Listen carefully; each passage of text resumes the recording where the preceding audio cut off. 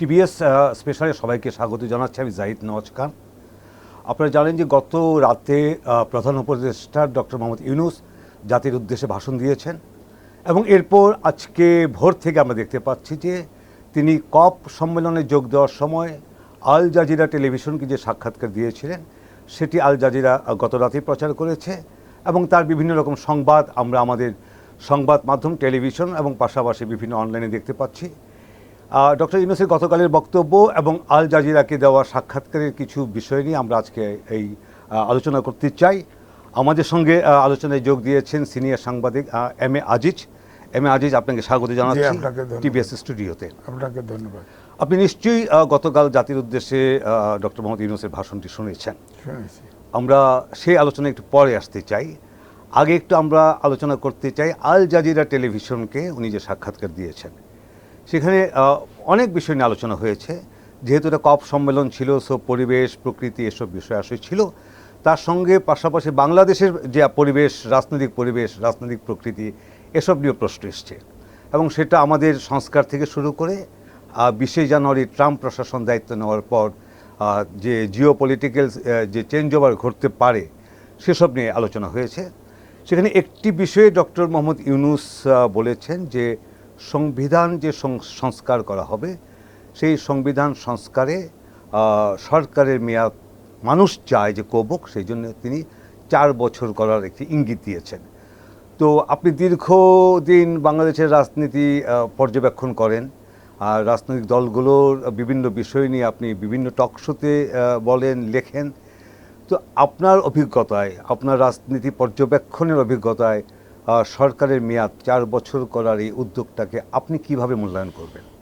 দেখেন, 4 বছরের সরকারের মেয়াদ নির্বাচনের পরে যে সরকার হবে সেই মেয়াদটা আমি মনে করি আমেরিকাতেও 4 বছর আছে, অনেক দেশেই আছে, এটাতে সমস্যা নেই। কিন্তু ওখানে যে ইন্টারভিউ এবং যে বক্তৃতা জাতির উদ্দেশ্যে দিয়েছে, আমি যদি একসাথে বলি তাহলে আমি বলবো ওই কপ সম্মেলনে কিন্তু 3-0 ফর্মুলা তিনি দিয়েছেন। তো যেটা হয়েছে যে আমি যদি বলি ওনার সরকার, অন্তর্বর্তীকালীন সরকার, উনি তো বর্তমান প্রেসিডেন্টের কাছে ওত নিয়েছেন সংবিধান সম্মত রাখতে। তিনি সংবিধানে হাত দেওয়ার এখতিয়ার আছে কিনা। সংবিধানের 7 অনুচ্ছেদের একে বলা আছে জনগণ দেশের মালিক, বাকিগুলোতে বলা আছে এই সংবিধানে হাত দেওয়া যাবে না। কোথাও যদি হাত দেওয়া হয় অর্থাৎ সংস্কার সংশোধন করা হয় তাহলে রাষ্ট্রদ্রোহিতার অপরাধে বিচার করা হবে, কিন্তু তার ফাঁসি হবে না। কিন্তু এটা বলা হচ্ছে যে এই সংবিধান বাংলাদেশে 15 বছর ধরে একটি স্বৈর শাসনের যে কাঠামো সেটা প্রতিষ্ঠা করেছিল। সো সরকারের পক্ষ থেকে বলা হচ্ছে বা যারা এই আন্দোলনকে নেতৃত্ব দিয়েছেন তারা বলছেন যে মানুষের মধ্যে একটি আকাঙ্ক্ষা আছে যে এই সংবিধান দিয়ে আসলে বাংলাদেশ রাষ্ট্র পরিচালিত হতে পারে না, এই কারণে তারা সংবিধান সংস্কারের উদ্যোগ নিয়েছেন। না, দেখেন, আমি কিন্তু ঠিক ওই জায়গায় না, ওই জায়গায় একমত আছি যে এই সংবিধান ফ্যাসিস্ট স্বৈরাচার জন্ম দেয়। কারণ আমাদের সংবিধানে যে দলটি ক্ষমতায় আসে প্রধানত সেই দলের সভাপতি হন প্রধানমন্ত্রী, তিনি সংসদীয় দলের প্রধান হন, তিনি রাষ্ট্রের সরকারের প্রধান হন, তার নির্দেশে কোনো কিছু হয় না। রাষ্ট্রপতি উনি ঠিক করেন, রাষ্ট্রপতি ভার্চুয়ালি উনি সংসদীয় পার্লামেন্টে যাকে চায় সেই হয়। বিচারপতি, প্রধান বিচারপতি বলা আছে যে প্রধানমন্ত্রী এবং প্রধান বিচারপতি রাষ্ট্রপতি ঠিক করবেন, আসলে ওনার ইঙ্গিতেই হয়। তো আসলে সর্বময় ক্ষমতার অধিকারী এই যে 5টা টার্ম অর্থাৎ 15 বছর ক্ষমতায় থাকলো শেখ হাসিনা, তিনি তো এই সংবিধানই তাকে প্র্যাকটিস করতে করতে স্বৈরাচার ফ্যাসিস্ট বানিয়ে ফেলেছেন। তাহলে আপনি কেন মনে করছেন যে সংবিধান? না, এই জন্য আমি বলছি যে সংবিধান এটার সংস্কার দরকার এখানে। তারপর 70-এর নিষেধ আছে, এটাও সংবিধান দরকার। কিন্তু তাহলে একটি গণ অভ্যুত্থানের মাধ্যমে 2000 শিশু থেকে শুরু করে ছাত্রের কিশোরের জীবন দিয়ে এবং বহু লোক গুম হয়ে গেছে, হত্যা হয়েছে আগে। এরপরে ওনারা অন্তর্বর্তীকালীন সরকার করলো কেন এবং এই রাষ্ট্রপতির কাছে সংবিধান সম্মত রাখার অঙ্গীকার করে শপথ নিল কেন? সেটা কিন্তু আইন উপদেষ্টা অলরেডি বলেছেন যে যদি ওই সরকার গঠনের ক্ষেত্রে কোনো ভুল হয়ে থাকে প্রক্রিয়াগত বা চিন্তাগত, তাহলে সেই ভুল সবার হয়েছে। সো আমরা তো আর 5 তারিখে শেখ হাসিনা ইন্ডিয়া চলে গেছেন, 8 তারিখে সরকার গঠিত হয়েছে, আমরা তো আর সেই 3 দিনের মধ্যে ফেরত যেতে পারবো না। না So, না, এখন ঠিক আছে, ওনার বক্তব্য আমি শুনেছি। উনি বলেছেন সব রাজনৈতিক দল ছিল, ছাত্ররা ছিল, Right. আর্মি চিফ ডেকেছিল, উনি এক কোনায় বসেছিলেন। আমার বক্তব্য হচ্ছে ওইখানে তিনি আইন সম্পর্কে শিক্ষক, আইনের শিক্ষক, তিনি কেন বললেন না সবাইকে যেটা ভুল হচ্ছে? তিনি নিজেই বা আইন উপদেষ্টা হিসেবে সংবিধান সংসদ সমুন্নত রাখার অঙ্গীকার করলেন কেন? ওখানে তো আমিও দাওয়াতি ছিলাম, আমি তো শুনেছি। তো উনি তো বলতেন যে না, এটা বিপ্লবী সরকার হবে, আমাকে ভবিষ্যতে এই এই কাজ করতে হবে, সেই কাজ করতে হবে, সুতরাং অন্তর্বর্তীকালীন সরকার হলে আমি সংবিধানের ভিতরে আবদ্ধ হয়ে যাব, সংবিধানের বাইরে যেতে পারবো না। এখন যেগুলি হচ্ছে কিছু সংবিধান বাদ দিয়ে হচ্ছে। হ্যাঁ, যেমন ধরেন ইলেকশন কমিশন হবে, সেখানে সার্চ কমিটি করছে না, সার্চ কমিটি তো সংবিধান অনুযায়ী করেছে। তা আমার বক্তব্য সংবিধান অনুযায়ী হচ্ছে। হ্যাঁ, তাহলে বিপ্লবী সরকার হলে তার যেখানে যেখানে যার সংস্কার দরকার তাই করতে পারতো। এখন অন্তর্বর্তীকালীন সরকার, এই জন্যই বলছি যে তারা সংবিধানের বাইরে গিয়ে সব করছে। তাহলে তো অ্যাটলিস্ট আমার বক্তব্য হচ্ছে ওনারা যদি করতেই চান, জন আকাঙ্ক্ষার পূরণ করতেই চান, তাহলে তো সুপ্রিম কোর্টের একটা মতামত নিতে পারতো, সেটাও তো নিচ্ছে না। কিন্তু এখনো তো সেটা সুযোগ আছে। এই অর্থে যদি একটি সংবিধান সংশোধন করা হয়, সেটা আপনি রেফারেন্ডামের মাধ্যমে পাশ করে নিতে পারেন। কারণ ডক্টর ইউনূস তো বলছেন যে পলিটিক্যাল পার্টিগুলো কি চাচ্ছে, জনগণ কি চাচ্ছে। সো এই দুই চাওয়া এক করে তারা যে সংস্কারটা করতে চান, সেটা যদি গণভোটের মাধ্যমে পাশ হয়, পরবর্তী সরকার যখন সংসদে বসবে তখন তো নিশ্চয়ই এই সরকার মানে সেটাকে মানে অ্যাপ্রুভাল দিয়েই যাত্রা করবে। অথবা যদি একটা সংবিধান সভাও হয়, সেটাও তো তারা এই সংবিধানকে, আমার ঠিক আছে মানলাম, আমি ওইখানে আমি কিন্তু সংস্কারের বিপক্ষে না, জন আকাঙ্ক্ষার বিপক্ষেও না। আমি বলছি যে পথ চলাটা কিন্তু সংবিধানের বাইরে হয়েছে, কিন্তু ওনারা ওত নিয়েছে সংবিধান অনুযায়ী। সুতরাং এটা আগে ধরেন এই যে সংস্কার কমিশন করেছে 18টা 10টা, তারপরে নির্বাচন কমিশন গঠন করতে আজকে হয়েছে গণমাধ্যম সংস্কার কমিশন। তো এগুলো তো সব সংবিধান অনুযায়ী হচ্ছে। তাহলে ওনারা কিছু মনে চাইলে ওনারা কিছু করবেন সংবিধান অনুযায়ী, অধিকাংশই করছে, আর কিছু সংবিধানের বাইরে যাবেন কেন? এটা কেন হচ্ছে? সেটা নিয়ে এক ধরনের বিতর্কও আছে যে এটা কি আসলে বিপ্লব ছিল কিনা। বিপ্লব থাকলে আপনি যে কথা বলছেন যে এটা বিপ্লবী সরকার হতো, বাট অন্য অংশের ব্যাখ্যা হচ্ছে যেহেতু এটা একটা গণ অভ্যুত্থান, তো গণ অভ্যুত্থান সংবিধানের ভেতর থেকে একটি অন্তর্বর্তী সরকার যাত্রা করেছে, এবং এখন যেটা বলা হচ্ছে জন আকাঙ্ক্ষা যেটা, সেই অনুযায়ী যেসব সংস্কার দরকার সেই সংস্কার তারা করতে চান। তো আমার যেটা মূল প্রশ্ন ছিল যে এই 4 বছর মেয়াদ সরকারের, এটা বাংলাদেশের প্রেক্ষাপটে কতটা প্রায়োগিক দিক দিয়ে আমরা সফল হতে পারবো মনে হয়? না, দেখেন আমাদের দেশে এই যে 10টা সংস্কার করছে, ধরেন এক্ষেত্রে দলগুলো কিন্তু এটাতে বিরোধিতা করছে না, কেউ করছে না। শুধু তারা বলছে যে একটা নির্বাচন, এটা একটা অন্তর্বর্তীকালীন সরকার, অর্থাৎ রাস্তা পারাপারের সময় একটা নালা সামনে আটকায় গেছে, সেই নালাটা পার হতে সাঁকো লাগবে না ব্রিজ লাগবে, কি করবে? এইটাই হচ্ছে অন্তর্বর্তীকালীন সরকার।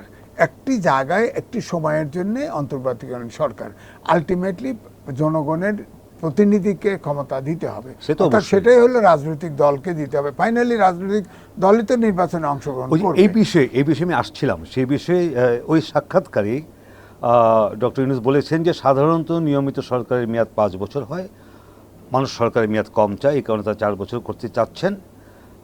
তখন তাকে প্রশ্ন করা হয়েছিল তাহলে অন্তর্বর্তী সরকার প্রধান হিসেবে তিনি কি 4 বছর থাকছেন কিনা। এই উত্তরে উনি বলেছেন, আমি তা বলিনি যে এটা 4 বছর, আমি বলেছি এটা সর্বোচ্চ মেয়াদ হতে পারে, তবে আমাদের উদ্দেশ্য তা নয়, আমাদের উদ্দেশ্য যত দ্রুত সম্ভব শেষ করা। এর মানে হচ্ছে যে যখন উনি একটি প্রশ্নের উত্তরে বলছেন যে সরকারের মেয়াদ 4 বছর হওয়া উচিত, তখন তাকে প্রশ্ন করা হয়েছে যে আপনারাও 4 বছর থাকতে চান কিনা।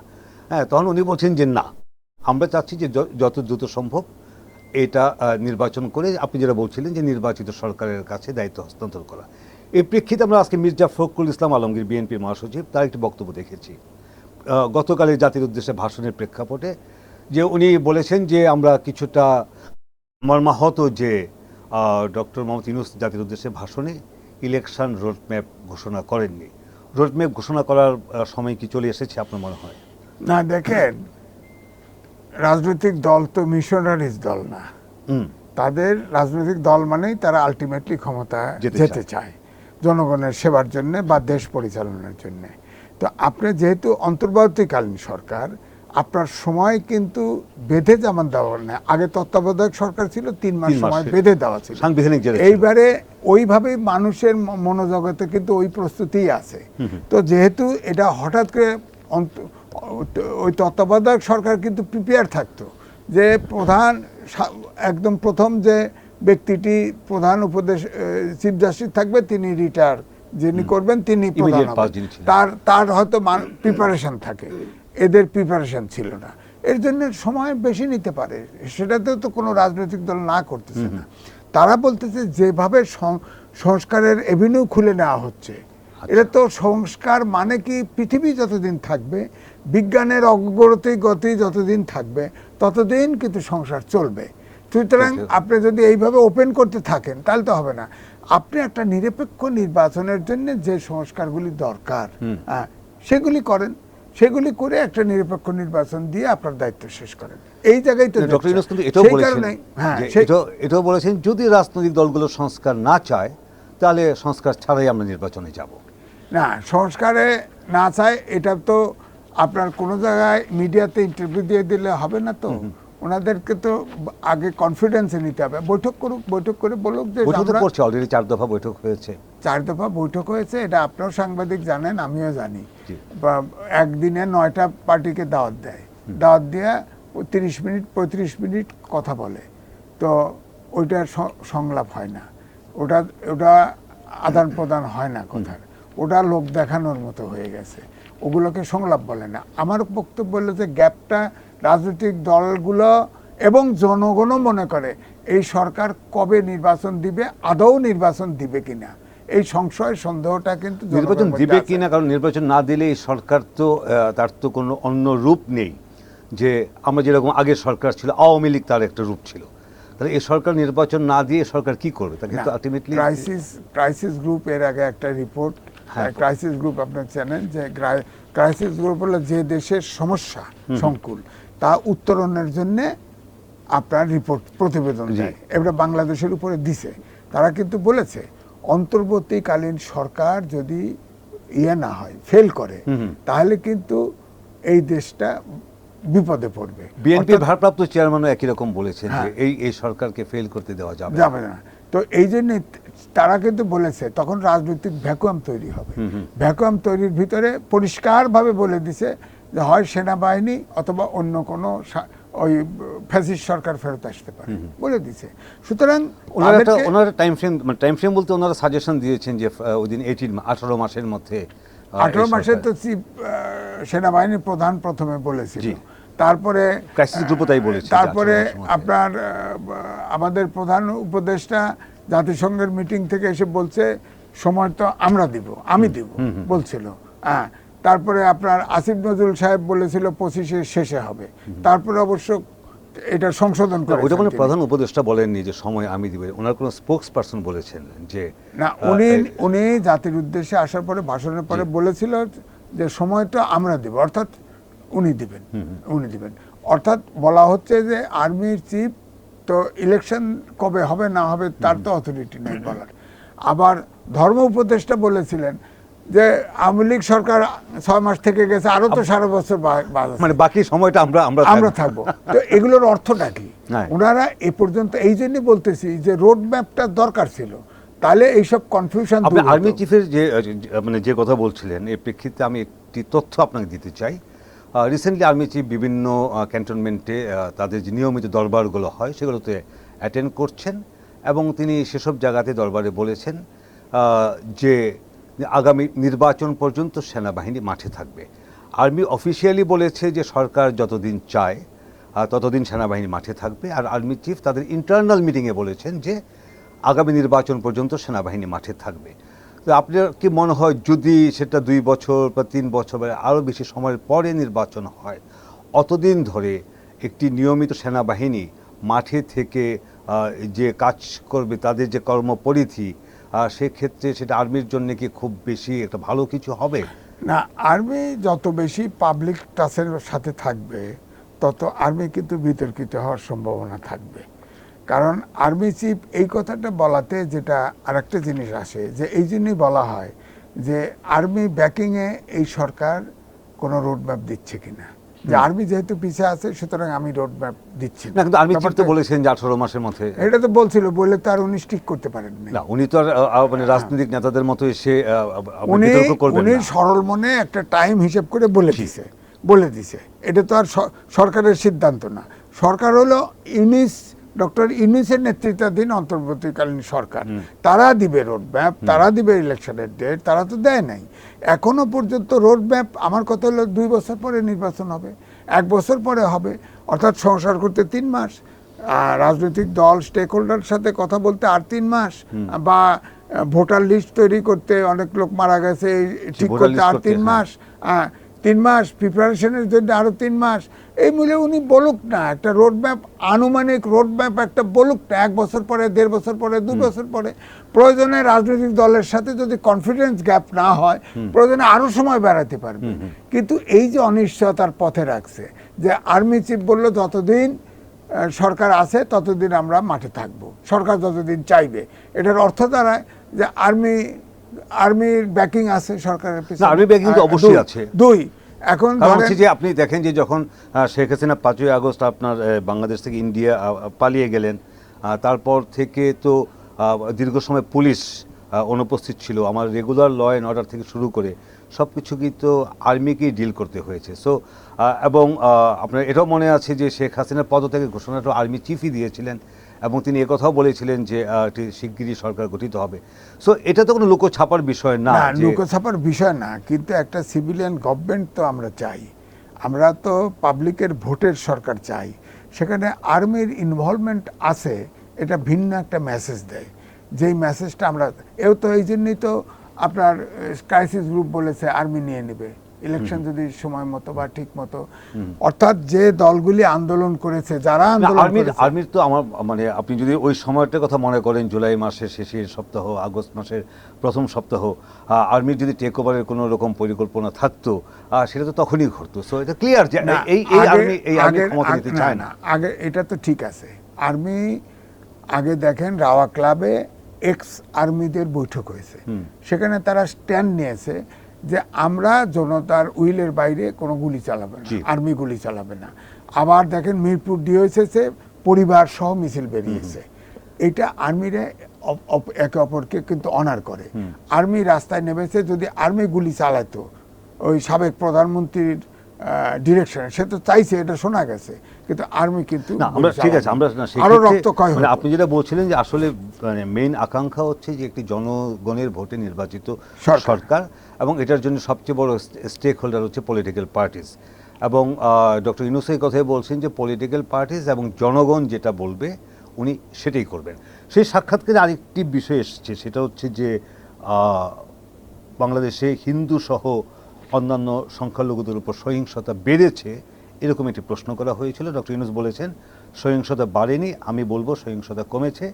বিপ্লবের সময় সহিংসতা শুরু হয়েছিল, হিন্দু বা অন্যান্য ধর্মাবলম্বী হওয়ার কারণে তাদের উপর সহিংসতা হয়নি, তাদের অধিকাংশই আওয়ামী লীগের লোক ছিল, সুতরাং সহিংসতা হয়েছিল আওয়ামী লীগ সংশ্লিষ্টদের বিরুদ্ধে। এবং উনি তারপর এটাও বলেছেন যে এসব বিষয়কে আসলে ভারত এবং ভারতীয় মিডিয়া এই বিষয়টাকে ভিন্নভাবে, ভুলভাবে ব্যাখ্যা করে বিশ্ববাসীকে একটা অন্যরকম মেসেজ। এটাতে আমি সম্পূর্ণ একমত।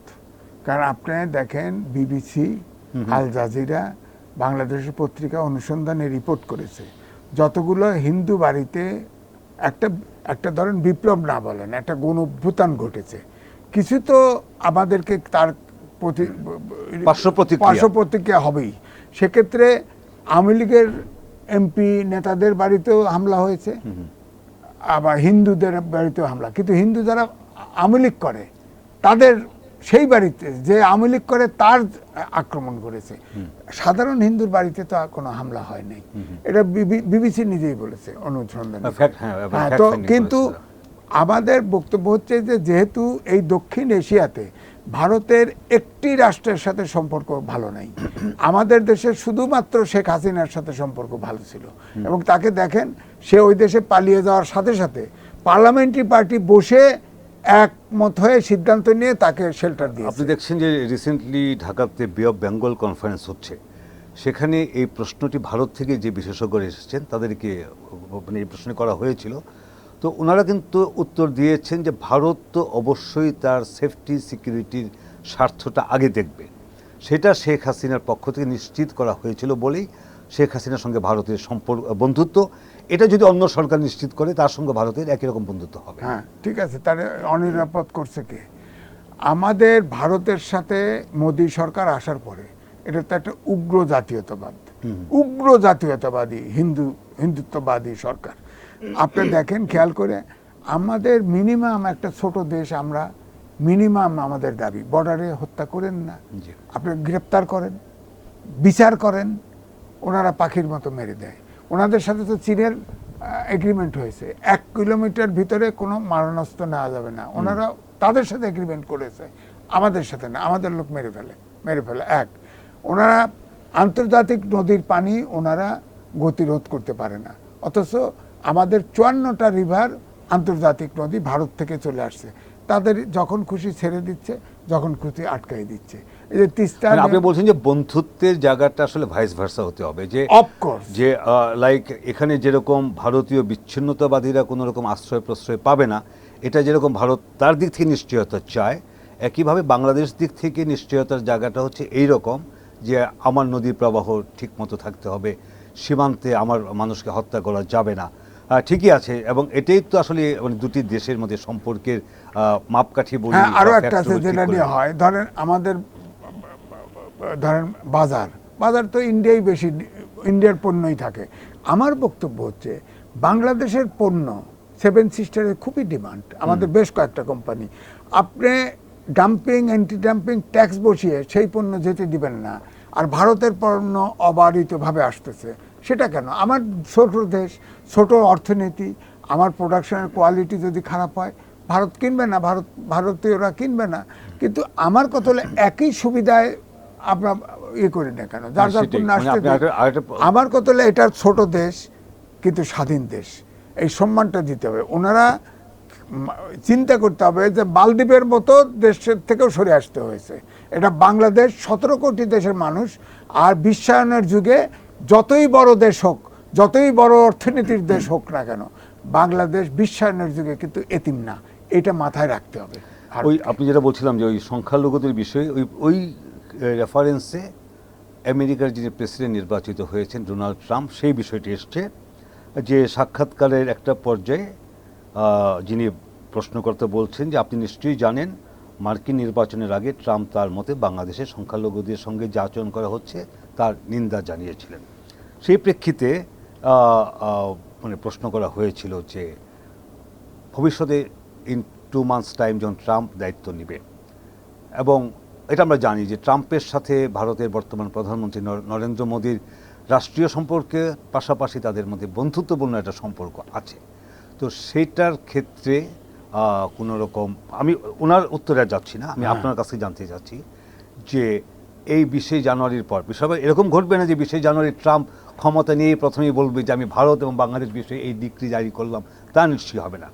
But in few months time যদি সম্পর্কের যে সমীকরণটা ঘটবে, সেটা কি বাংলাদেশ ভারতে বা বাংলাদেশের অভ্যন্তরীণ রাজনীতির ক্ষেত্রে কোনো প্রভাব ফেলতে পারে আপনার? না দেখেন, এটাতে ব্যক্তিগত সম্পর্ক, আপনার সাথে আমার ব্যক্তিগত সম্পর্ক আছে, আপনি আমাকে টেলিফোন করেছেন, আমি এসেছি, তাই না? অন্য কেউ হয়তো এভাবে রেসপন্স করতাম না, কিন্তু ব্যাপারটা সম্পর্ক আছে। ঠিক মোদির সাথে আপনার ট্রাম্পের সম্পর্ক ভালো আছে, কিন্তু আমাদের ডক্টর ইউনুস, তার সম্পর্কে ট্রাম্পের অভিযোগ হচ্ছে হিলারি ক্লিন্টন যখন ইলেকশন করে তখন ওখানে সে অনুদান দিয়েছিল। তো এটা তো সত্য, মানে এটা কি আসলে অভিযোগ ট্রাম্পের পক্ষ থেকে নাকি এটা সামাজিক মাধ্যমে? এটা তো প্রমাণ নাই, সামাজিক ওরা তো মাধ্যমে ওরা তো এটা তো যে ওদের দেশে ইলেকশনের সময় ডোনেশন কালেক্ট করা এটা আইনগত বৈধ, এবং তারপরে তারা হিসাব দেয়, হিসাবে তো ডক্টর ইউনূসের নাম নাই। সুতরাং এটা তো মাস মিডিয়ার গুজব। তারপরে আমি বলবো, শোনেন, ট্রাম্পের মূল কথা হচ্ছে টু ট্রিলিয়ন ডলার তিনি বছরে আয় করবেন। এই জন্য যত এক্সপোর্ট করবে তারা সব জায়গায় ট্যাক্স বসাবে। এক, আবার বলেছিলেন যে প্রবাসীদেরকে বের করে দিবে।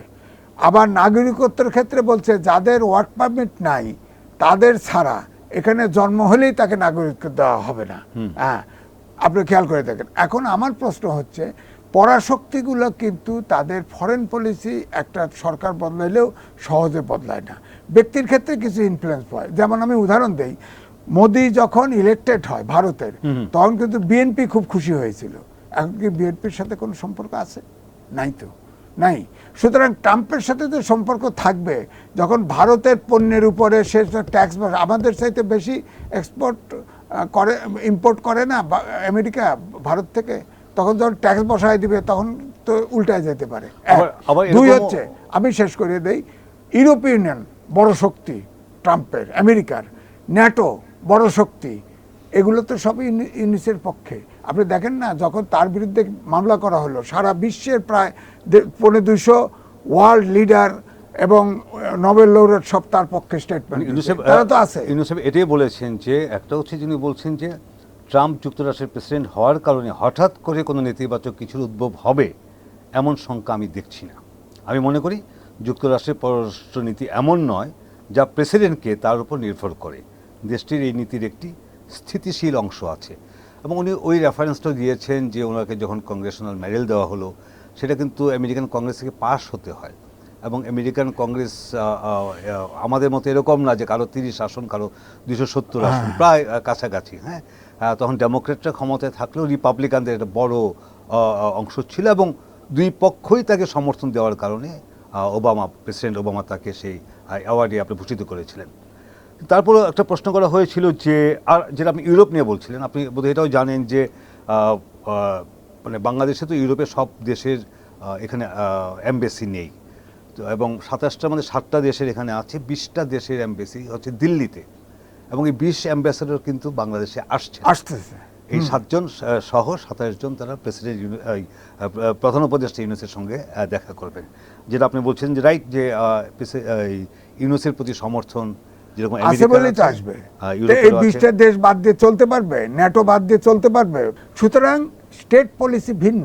আবার দেখেন ওখানের যে কম্পোজিশন, এই যে 100% অনুগত মানুষদের, আপনার সিনেটরদের বা তার পার্টির সবাইকে কিন্তু ইলেকটরদেরকে মন্ত্রী বানাচ্ছে বাইডেন, এটা কিন্তু সিনেটে পাস হতে হবে।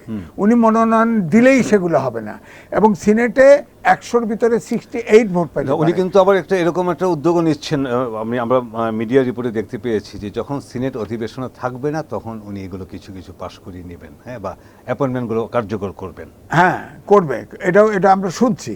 এটাও কিন্তু আমেরিকাতে এত তামাশা করে কোনো কিছু করা যায় বলে আমার জানা মতে এবার ইতিহাস নাই, যে সিনেটকে পুরো বাইপাস করে একটা কিছু ঘটায় ফেলবে ট্রাম্পের সরকার চালাতে হবে না, তখন তো সিনেট পুরোটা হোস্টাইল হয়ে যাবে, ওনার সিনেট পুরোটা হোস্টাইল হয়ে যাবে, তখন সরকার চালাবে কেমন? আরেকটা প্রশ্ন করা হয়েছিল যে শেখ হাসিনা অভিযোগ করেন যে তারকে ক্ষমতাচ্যুত করার পিছনে আমেরিকা, বিশেষ করে বাইডেন প্রশাসনের একটা ভূমিকা ছিল। সভাপতি ইউনূস সাহেব সেখানে তার ব্যাখ্যা দিয়েছেন, এবং উনি যেটা বলেছেন যে আপনি যদি বাংলাদেশে অবস্থান করে এরকম ভাবেন তাহলে আপনাকে একটু লোকজন একটু পাগল মনে করবে। হ্যাঁ, মানে উনি বলেছেন যে পাগলাটে হতে হবে এরকম ভাবার জন্যে। এবং উনি ব্যাখ্যা দিয়েছেন যে শিক্ষার্থীরা রাজপথে বিক্ষোভ করেছেন, প্রাণ দিয়েছেন, যখন মব সব দিক থেকে তার বাসার দিকে যাচ্ছিল তখন তার পরিবারই তাকে পালাতে বলেছে, কারণ অন্যথায় তার বাড়ি তারা দখল করে নিত। সো আমরা শুনি এর আগে শেখ হাসিনা বলতেন যে সেন্ট মার্টিন যদি দিয়ে দেই আমি ক্ষমতায় থাকতে পারবো, আমাকে একজন সাদা মানে হোয়াইট ম্যান আমাকে এই প্রস্তাব দিয়েছে যে ক্ষমতায় থাকতে হলে এরকম বিষয়। তো আপনার কি মনে হয় যে আমাদের গত জুলাই আগস্টের যে ছাত্র জনতার আন্দোলন অভ্যুত্থান যেটা শেখ হাসিনাকে ক্ষমতাচ্যুত করেছে, সেটা দেশের বাইরের কোনো শক্তির কোনো ভূমিকা কোথাও ছিল? না, দেখেন একটা হলো ধরেন শেখ হাসিনার যে বক্তব্য সেটাকে যদি ধরি, 1 নম্বর সেন্ট মার্টিন, আমেরিকার সেনা ঘাঁটি আছে কমপক্ষে 80টা দেশে।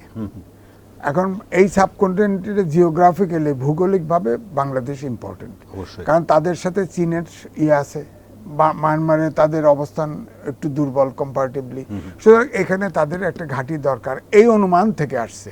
কিন্তু প্রশ্ন হচ্ছে সেন্ট মার্টিনে একটা দ্বীপ হতে 800 স্কয়ার মাইল লাগে, কিলোমিটার লাগে, আমাদের আছে 80 কিলোমিটার। কিন্তু আমরা তো সন্দেহ করার মতো কিছু ঘটনা দেখছি যে সেন্ট মার্টিনে লোকজনের যাওয়া আসা রেস্ট্রিকশন করা হয়েছে, সেখানকার যারা নাগরিক তাদেরকেও আইডি কার্ড দেখিয়ে যেতে হচ্ছে, তাদের চিকিৎসার সমস্যা হচ্ছে। এটা করা হচ্ছে আমাদের সেন্ট মার্টিনের প্রতিবেশ রক্ষার জন্য।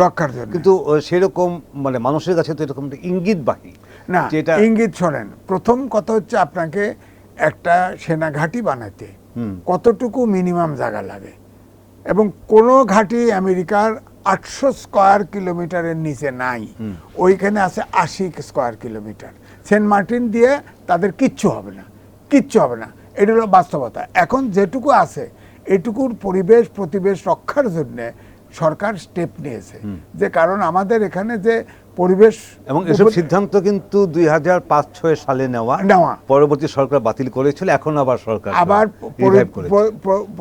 আপনার পরিবেশ উপদেষ্টা রেজওয়ানা তিনি এই ফিল্ডেই কাজ করেন, সুতরাং ওনার এটা আগ্রহ আছে কোথায় নষ্ট হচ্ছে কোথায় ঠিক হচ্ছে, উনি এটা দেখেছেন, বলেছেন। উনি তো বারবার আপনার টেলিভিশনে আমরা সেন্ট মার্টিন নিয়ে অবশ্যই ভাববো, কিন্তু আমাদের নাকের ডগাতে বুড়িগঙ্গা নিয়ে তো আমরা কোনো উদ্যোগ দেখছি। বুড়িগঙ্গা তো শুরু করছে, প্ল্যান শুরু করছে, এটা সময় লাগবে, 10-20 বছর 15 বছর লাগবে, এটা ওয়ান স্ট্রোকে এটা, কারণ বুড়িগঙ্গায় একটা প্রাণী নাই, একটা এমন খারাপ হয়েছে। সেন্ট মার্টিন নিয়ে আমরা যে যত দ্রুত ড্রাস্টিক অ্যাকশন দেখছি, আমরা বুড়িগঙ্গা বলি বা ঢাকা শহরের পরিবেশ নিয়ে আমরা কি কোনো, আপনি যদি এই মুহূর্তে ঢাকা থেকে গাজীপুর যান, ওই যে আমাদের যেসব কনস্ট্রাকশন হয়েছিল এবং সেখানে যে পরিমাণ শুধুমাত্র রাস্তায় আপনি আবর্জনা দেখবেন, তো সেটা কি আমাদেরকে এটা ভাবতে হেল্প করে যে আসলেই এই সরকার পরিবেশ প্রকৃতি নিয়ে খুব বেশি সিরিয়াস? না, সেক্ষেত্রে সিরিয়াস না, তবে তাদের অপারেটিভ পার্টটা দুর্বল। যেমন ধরেন রেজওয়ানা হোসেন, তিনি তো পরিবেশ উপদেষ্টা, তিনি বলেছেন যে অত তারিখ থেকে পলিথিন বন্ধ। বিকল্প কি? বিকল্প নাই, পলিথিন বন্ধ হচ্ছে না। এখন বলছে শপিং মলগুলোতে পলিথিন বন্ধ, পলিথিন ওখানে যান, এখন বাজার করতে যান, আপনার 20 টাকার থেকে 200 টাকা পর্যন্ত ব্যাগ কিনতে হচ্ছে এক্সট্রা। মানুষ তো খেপে যাচ্ছে যে এটা পলিথিন বন্ধ, আমার তো পকেট থেকে টাকা নাই, বিকল্পটা নাই, বিকল্প লাগবে।